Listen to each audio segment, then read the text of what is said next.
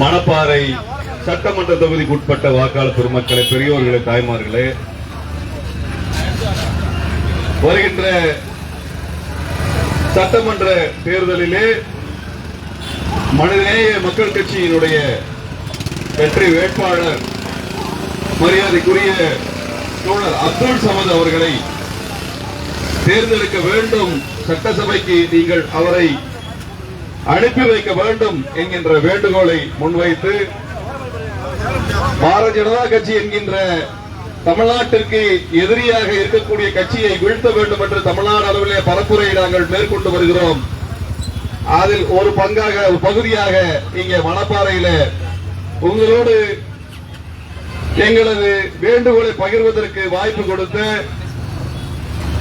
மணப்பாறை நகரத்தினுடைய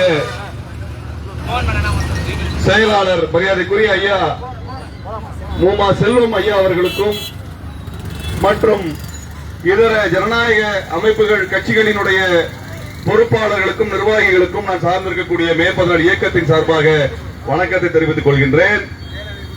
பெரியவர்களே, தாய்மார்களே, 2026 தேர்தல் இதுக்கு முன்னாடி தேர்தல் மாதிரி அல்ல. இது தமிழ்நாட்டை அழிக்க துடிக்கக்கூடிய பாரதிய ஜனதா கட்சி கூட்டணியை தடுத்து நிறுத்த வேண்டிய பொறுப்பில் நாம் இன்றைக்கு தேர்தல் எதிர்கொள்கின்றோம். இதுவரைக்கும் இப்படிப்பட்ட தேர்தலை தமிழ்நாடு சந்திச்சது இல்லை. தமிழ்நாட்டிலே மாநில கட்சிகள் போட்டி போடும். ஆனால் முதல் முறையாக தமிழ்நாட்டை அழிப்பேன் என்று இந்தியாவிலிருந்து வட இந்தியாவிலிருந்து வந்திருக்கக்கூடிய பாரதிய ஜனதா கட்சியினுடைய கூட்டணியை முறியடிக்கக்கூடிய பொறுப்பை வரலாறு நமக்கு கொடுத்திருக்கிறது. வரலாறு நமக்கு என்ன சொல்லுவதனால் தமிழ்நாட்டை காப்பாற்ற வேண்டும், தமிழர்களை காப்பாற்ற வேண்டும், தமிழ் மொழியை பாதுகாக்க வேண்டும் என்கின்ற பொறுப்பை நமக்கு கொடுத்திருக்கிறாங்க. அது வெறும் சட்டமன்ற தேர்தல் அல்ல, தமிழர்கள் எதிர்கொள்ளக்கூடிய பெரிய சவாலை எதிர்த்து நாம் நடத்துகின்ற பெரும் போராட்டம். இன்றைக்கு பெரியவர்களே, தாய்மார்களே, மோடி அரசாங்கம் ஒரு சட்டம் கொண்டு வந்திருக்கிறது. என்ன கொண்டு வந்திருக்கிறது என்றால், தமிழ்நாட்டினுடைய பாராளுமன்ற உறுப்பினர்கள் எண்ணிக்கையை அதோட பிரதிநிதித்துவத்தை குறைக்கக்கூடிய சட்டத்தை கொண்டு வந்திருக்கிறாங்க. அப்படின்னா என்ன அர்த்தம்னா, உத்தரப்பிரதேசக்காரனுக்கு நம்மளை விட 3 மடங்கு அதிகமான எம்பிக்களும் தமிழ்நாட்டிற்கு மிக குறைந்த எம்பிக்களையும் மாற்றுகின்ற ஒரு சட்டத்தை கொண்டு வந்திருக்கிறாங்க. இந்த சட்டம் வந்ததற்கு பிறகு, நடைமுறையானதற்கு பிறகு, அடுத்த ஒரு வருட காலகட்டத்திற்குள்ளாக தமிழ்நாட்டினுடைய எம்பிக்களினுடைய எண்ணிக்கையை இந்திய அளவில் பிற மாநிலங்களை, வட மாநிலங்களை ஒப்பிடும் பொழுது மிக குறைந்த அளவில் மாற்றியிருக்கக்கூடிய ஒரு வேலையை செய்திருக்கிறார்கள். அதாவது எப்படின்னா, உத்தரப்பிரதேசத்துக்கு இதுவரைக்கும் 70 சொச்சம் எம்பி இருந்தது. உத்தரப்பிரதேசத்துக்கு 70 எம்பிய 145 எம்பியா மாத்திருக்கிறாங்க. என்னது, உத்தரப்பிரதேசத்துக்கு 70 எம்பிய 140 எம்பியா மாத்திருக்கிறாங்க. ஆனா தமிழ்நாட்டுக்கு 39 எம்பிய 49 எம்பியா தான் மாத்திருக்கிறான். நம்மளுக்கு 2 மடங்கா மாத்தல, ஆனா உத்தரப்பிரதேசத்துக்கு 2 மடங்கா மாத்திருக்கிறான். நம்மளுக்கு 20% ஏற்றிருக்கிறான், அவனுக்கு 100% ஏற்றிருக்கிறான்.